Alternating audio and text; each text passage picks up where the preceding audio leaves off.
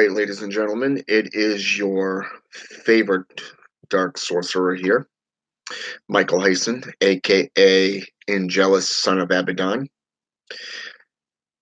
Tonight, I'd like to discuss with you the importance of annotation, magical mechanics, from the point of view of, say, a solitary practitioner versus that of, say, a coven member.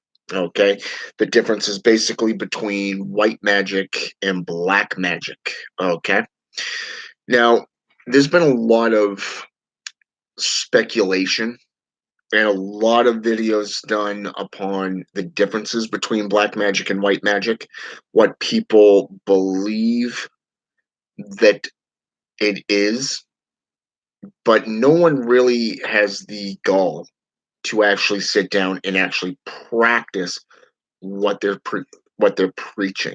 Okay, and if they do have the gall to do so, it's very few in between. Okay, in Satanism, we have a saying. Okay, the left hand path, the path of the Satanist, is not, and I'm going to say this again, not for the faint of heart. It takes somebody of strong will, strong mind, body, soul, spirit, even, to walk the path of a Satanist, okay? A dark arts practitioner. And this is why most people who get into magic, they're looking for a quick fix to their issues, their modern mundane complexities, okay? Be it wanting to use magic to become rich, okay? Maybe getting even with an ex-spouse. You know, I can't tell you how many people have come to me wanting to join Satanism to become part of the Illuminati. Okay, and I've told them Satanism has nothing to do with the Illuminati. Well, how do I join Satan to become part of the Illuminati? And it's like, what part of what I just said do you not understand? And this is one of the reasons why I do not accept friend requests from people from third world countries such as Africa, Malawi, Ethiopia, places like that, because of the fact that these individuals who want to be a part of the Illuminati, these Illuminati wannabes, are nothing more than cult members. I can't tell you how many people have come to me and said, I did this, and this through the Illuminati, and it's been 5 years now. Not one thing has come my way that they promised. Okay, and this is basically what is classifies as a cult. It is a lie. It is nothing more than fraud. Okay, and a lot of people don't recognize that. So when we get into the aspects of white magic versus black, and I was discussing this with one of my apprentices before I left work today.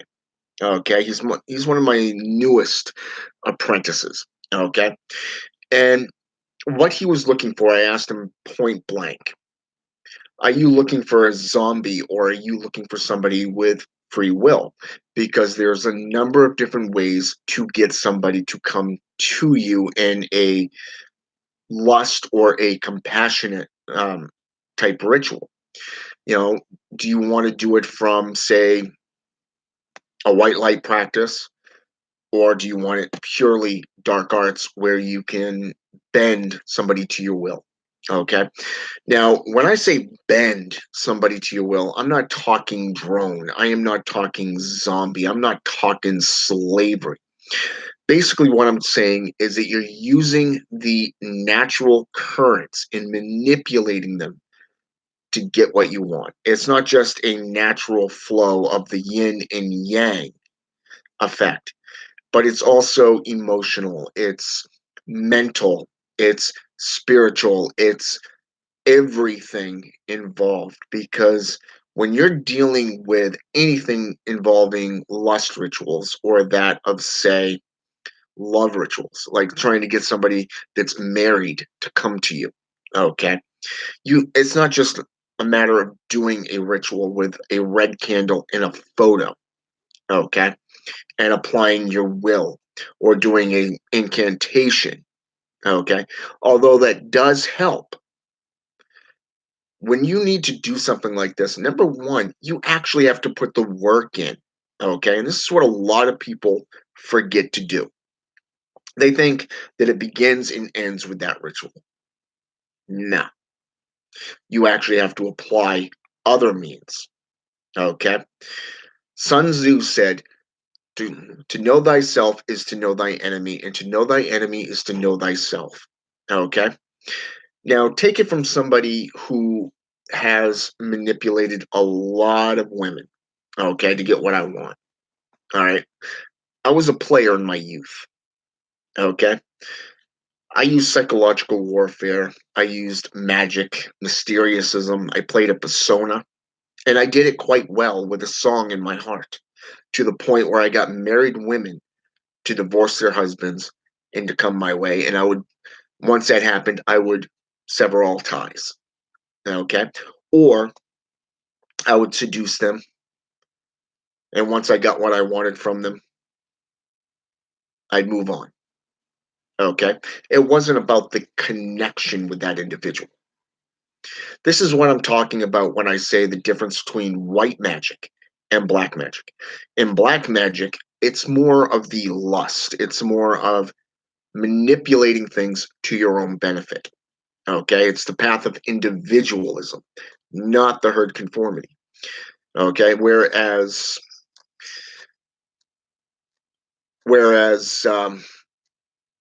those in the white light practices, like Wiccans and pagans, would do a ritual to, say, for example, using rosebuds, herbalism, things that would bring a positive spin on bringing something good into your life, like, say, a wife, a husband, or whatever. Okay, some form of lover. Now, when we're utilizing black magic or white magic, it's the methods that we deploy that is different, but similar. We all use herbalism. Let's say, for an example, you want money. Thyme, parsley, amber, and rosemary put together is a fabulous method to utilizing a money spell within a grisgris bag. However, if you use, say, for an example, let's say we add in,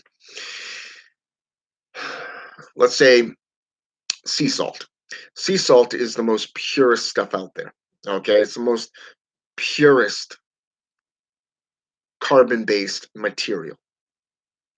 It's used in spiritualism, it's used in things like water, blessings, consecrations. Okay, so when we put all this together, we have a nice little monetary gain.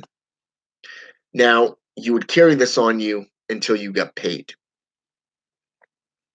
Now, the issue with that is you're not in control on what you receive. Okay.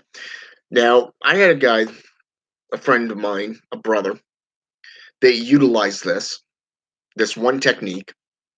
He normally gets anywhere between 3 to 400 per quarter. And that's a benefit, a bonus. Okay. But when he utilized this, he ended up getting 7 to 800. So it doubled in profit for him. All right. But let's say, for an example, you really want to cash in on some major stock. Number one, you want to go with somebody based off that solution. Let's say demonology or angelology. So let's go with Asmodai or Asmodee. Okay. Asmodeus is one of those kind of beings that is known as the demon of desire, but he's also known as a demon of wrath. And he really goes for a lot of things, and you have to give offerings. But here's the kicker. When you approach him, number one, you don't want to keep him waiting. He is one of the 9 infernal kings. Second of all, you want to make sure that you have an offering for him. And 2, never keep him waiting. Okay? Because he is a demon of wrath. He's one of the wrathful ones, but he's a demon of lust. You see where I'm going with this? So, what I would do, and I told my apprentice this, is utilize either a pink candle or a red candle. Okay? You can go to Walmart, get one of those small little taper type candles, the small ones. Okay? There's like maybe $1, if that, like $1.50, I think, if I remember correctly. Utilize one of those. Okay, let it burn all the way down. Utilize a photo of your target, the subject that you want to be with. Utilize something like that, but use your own will. Place your own energy within that photo, within that situation. Put sea salt around it, but leave a small little window for this demon to go in and do what you need to do. Okay. Now, there's a number of different techniques, some of which I'm not going to quote here. And the reason for this is because it's more personalized religious acts. Okay. Now, in this case, you can also go with Crowley's methods. Okay. Crowley was a very good sized black magician. Okay. He didn't give a damn who he heard, he didn't care, what he had to do.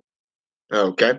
If it meant being with a guy, he would be with a guy. If it meant being with a woman, it meant being with a woman. Okay. He would use imitation magic. Okay. Imitation magic is one of those things where you get into the same synchronicity as your opponent, your victim. And then you would do something, and that victim would do the same exact thing. Okay. And he actually performed this in a YouTube video, which was spectacular. All right. Now, I realized YouTube wasn't back around back then, okay? But here's the kicker. He did a video, a live video of it. Okay, it was one of those early forms of videos. Spectacular. Now, here's the funny thing. When you get into coven settings, it becomes about that coven. Okay? They have annotation processes, ritualized, formal annotations. This is where you become associated and incorporated into that coven. Okay, you become one with the coven members, and you take an oath to serve that coven, to protect that coven. Wiccans, pagans, and Wicca practices are notorious for this type of coven setting. Okay, you look at the Temple of the Feminine Divine, for an example. You have high priestesses. No male can take that form of high priest in that setting. In neo paganism, you have both male and female. You look at the witch's Bible, shows both a male priest and a female priestess in the truest form in witchcraft as the god and goddess. Okay. But a lot of these practices go back to the 1970s, they go back to the early 20s. And a lot of these practices can even go back as far as Lovecraft or, say, Elvis Levi, okay, going to John Dee and Edward Kelly, okay, White even. But they can also go back into Faustus, 15th century, okay?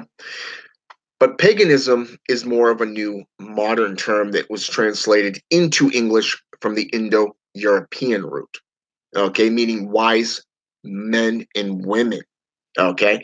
And they've separated it so that the male witch has to go by the name witch. Otherwise, if they go by their true name, which is a warlock, they would be considered to be outcasts, oath breakers, betrayers. And this is derived from Indo-European and Anglo-Saxon. Okay. But if they actually branched out into the Welsh, if they went into the Greek, the Germanic, the Slavic meaning of the term warlock, they would see a much brighter and more beneficial viewpoint of the term warlock. And hello, Ethan Ross and Felith Satanas. How you guys doing? Yeah, that would actually be kind of funny, actually. Demonic prank running the Illuminati. Yeah, that would actually be. I concur with that. That would actually be a hilarious prank. Oh, didn't you know Satan's actually running this place? But no. Anyways, so the difference between the white light practices and getting into black magic is this. In black magic, you are your own sorcerer. You are your own sorceress. Basically, whatever path that interests you is what you go for. And if we follow Christopher Penziak's viewpoint of a warlock, or that, let's say, for an example, actually scratch that. Let's not go with Christopher Penziak in this viewpoint, because basically to him, it's more of a title, okay, like a ranking system, like a duke or a king, a prince. Okay, that's the title of a mage, a sage, a warlock, stuff like that, and a witch, wizard. It's nothing more than a title. Okay, but if we want to get into, say, Hans Holzer's viewpoint, okay, let's look at Hans Holzer. In his book, Witches, okay, it's a very thick book. Love that book. I think he touched on a lot of magnificent viewpoints that most today don't have the balls to do. Now, I believe it's chapter 15 in that book, warlocks, wizards, and stuff like that. He stated that a warlock was a male practitioner who mastered what he could get his hands on. Okay.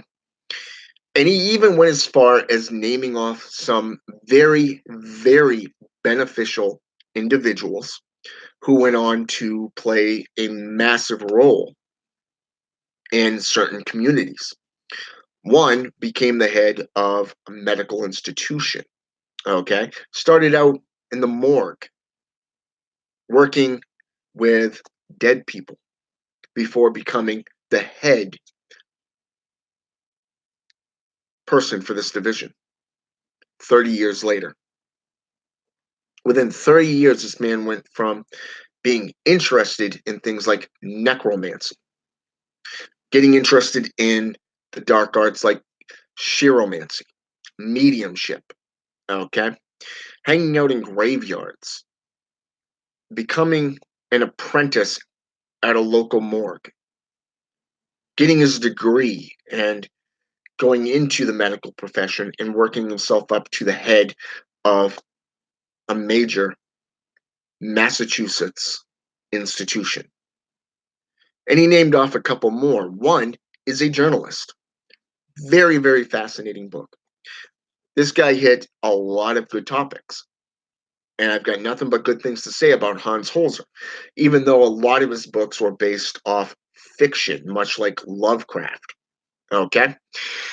Now, outside of this, if we look at the term necromancy, today it is derived from, say, for an example, the Greek term daemon.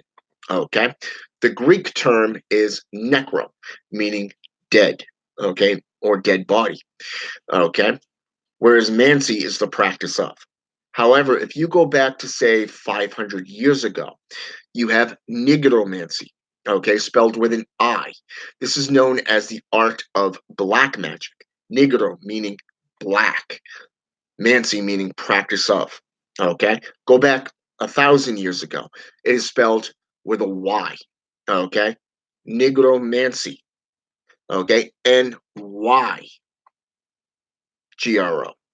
not Nigro or NE.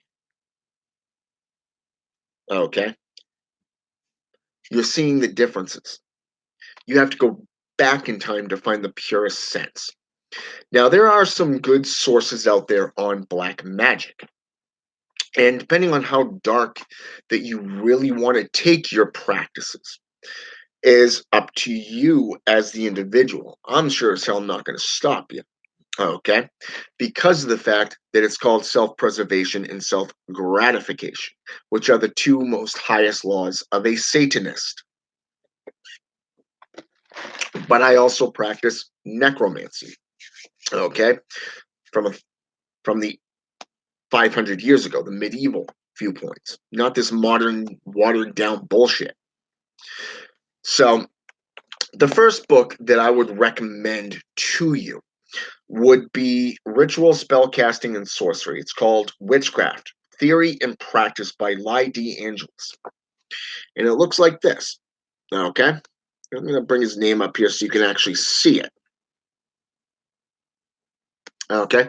This video, Ethan, will be here for all eternity, basically. So you can come back and watch it anytime you need to. All right. Now, some more lighter aspects would be more folklore. Okay. Witchcraft. Anastasia. Grey Wolf. Hell of a sorceress. Loved her work. And she gathered stuff. She's got two books that I would recommend. Not just this one here, but also the one on love spells. But this one here is very, very popular today.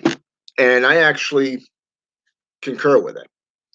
There's a lot of different things from the American Witch to Gypsy Craft to voodoo, to a bruja, stuff like that. There's a lot of good stuff that helps for protection, to spell casting, to catch a thief, to, you name it, it's there. So, I mean, that book is something that I would highly recommend to you. The next one is called The Dark Goddess Craft, and it's a journey through the heart of transformation. And it's by Stephanie Woodfield. Okay. And it looks like this. All right. I highly recommend this book because of the fact that it gives you the aspects of the purest sense within the goddess states from just about every tradition. Okay. It doesn't just give you the history, but also the mythological aspects. Gives you exercises and actual prayers and stuff like that. Okay. Now, we've all heard of the Necromyicon by Simon. Okay. Now, you have Donald Tyson, who's come out with the Necromyicon. You have Lovecraft himself, who did it. And long ago, you also have the Mad Arab. Okay. But out of all of them, I recommend Simon's work to you. Not only did he give you a complete breakdown of the Necromyicon itself, but he also gives you rituals, seals, and everything in between so that you can do it yourself. Now, currently, I'm working with that of the Cabal system, such as Sumnus Dreadwood, the Ascended Grand Master, okay, and one of his brothers, Marcus, okay. Marcus is the guy that I go to when I have questions about anything within the Cabal system, okay. And recently, a couple of towers came up. The Tower of Crescent and the Tower of Secrets. So I've been dealing with some stuff, dealing with the Draelith and that of the Spider Mother. Okay. And I've been doing a lot of research recently just on those two things. And I was amazed at just about every time I turned into a culture from, say, let's say, for example, Greek mythology. You have Athena going against Arachne. Okay. Arachne, the two stories that I came across in that field was that Arachne was better. And Athena turned her into a spider mother. The spider goddess, the first spider mother. Okay. And she became the mother of all arachnids. Okay. And it was more of a punishment for showing up Athena, the goddess of wisdom and warfare. Okay. But if you go into, say, the Hopi, okay, which is Native American, okay. Now, the Hopi believe that the spider mother was much like Adam and Eve from the Bible. Okay. They believe that this spider goddess, the spider mother, created the first humans, the first mundane. But then again, if you go into folklore, you're going to see how spiders are associated with wisdom and money and all this other stuff. But it can also be used in modern day natural venoms, much like snake venom. Okay. So I do recommend that you look into the Majorjera Cabal system. Highly recommended. They're very, very knowledgeable, very, very pure when it comes to actual black magic. Okay. Now, a book that I had ordered finally came in, and everything I looked at this goes a long way into the old ways of the Russian people. Okay. In this case, you're talking folklore, you're talking mythological aspects. And remember what I said about the Drelith, such as Dark Elven? Number one, there's a lot of myth about the elves, the dark elven, the elven from Norse mythology. Okay, you have the nine realms, and one of them is the dark world run by the elven, the dark elven. Okay, who wanted to turn the entire universe into one order. Okay, much like Christianity and the JCI, if you think about it. Now, here's the kicker. While studying the elven, I went into Indo-European, Viking, Anglo-Saxon, Germanic, Slavic, and Russian, all the way down into the old cultures such as Babylonia, Middle Eastern countries. And I found different mannerisms, certain scrolls that mention the Dark Elven, but nothing really concrete because a lot of this is from the 9th, 10th, 11th century, right up until the 14th century, the 13th and 14th centuries, when JCI really took over. Okay. Now, I happened to have got my hands on a copy of this book, and it was called Slavic Witchcraft, the Old World Conjuring Spells and Folklore. Okay, so I'm really looking forward to delving into this. Now, what I found interesting is the Dark Elven were actually mentioned in the Slavic community. Now, these beings were considered, there are three aspects to it. The White Elven, the White Light Elvens, those of wisdom, purity, such celestial. Then you had the Dark Elven, which was basically transmitted into the White Elves. And then you had what was known as the Black Elven, okay, the evil ones, the vile ones.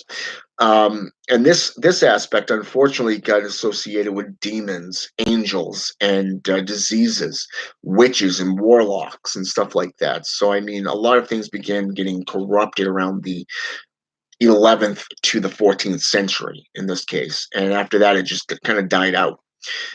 But there's a lot of gnosis and a lot of information on these beings out there. So I recommend that you get into this stuff.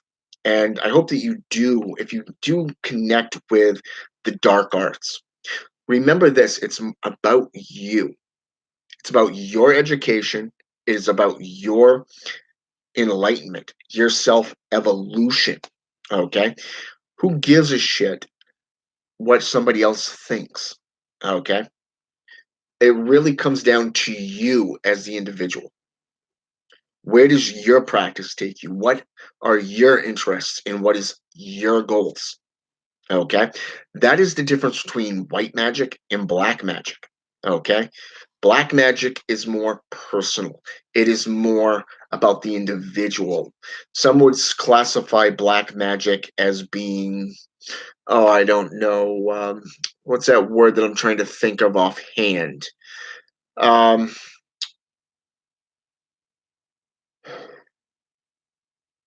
yeah, for the life of me, I can't think of it offhand, but I guarantee it, I will. Indulgent is the term right there. Indulgent. It is about you. Okay. It's where you take it. How far you're willing to take it is what you will get out of it. Okay? It doesn't matter if it's necromancy. It doesn't matter if it's voodoo, voodoo, hoodooism, Santa Morte, Santa Maria, Palo Mayumbi, Quimbanda, Umbanda, Druidism, or even the Striga, the Italian witchcraft. Okay? Slavic witchcraft. The further back you get in time, the further away you're going to get away from the watered down stupidity, the corruption. Okay? Get away from the divisions and the adversities. Because when it really comes down to it, the arts are about you and where you want to take it. But if you do get involved in a coven, then your obligations is to that coven. Okay. And that is where they became associated that if you go outside of what that coven's goals are, that's when you became known as you get labeled a warlock and you became known as an outsider and you are shunned. Much like the Yamish that wanted to go into high school, into college and went against the community. You become shunned, much in the same way as Jewish customs. Okay. But it does come down to you as the individual, either way. So, with that said, I hope this has been intellectual. I hope it's been educational, enlightened, full of enlightenment. And I hope you do a lot of reading and a lot of research within the differences between white magic and dark magic. I would also recommend to you Constantinos's work, specifically Nocturnal Witchcraft. In chapter 1, he actually discusses the equal armed cross and basically the Tibetan view of the Tibetan Book of the Dead, which is basically life follows death and death follows life, the Ouroboros, the continuation. Okay, the yin and yang effect of balance. Okay, good, evil, light, dark. Okay, and then you have the 4 soul types.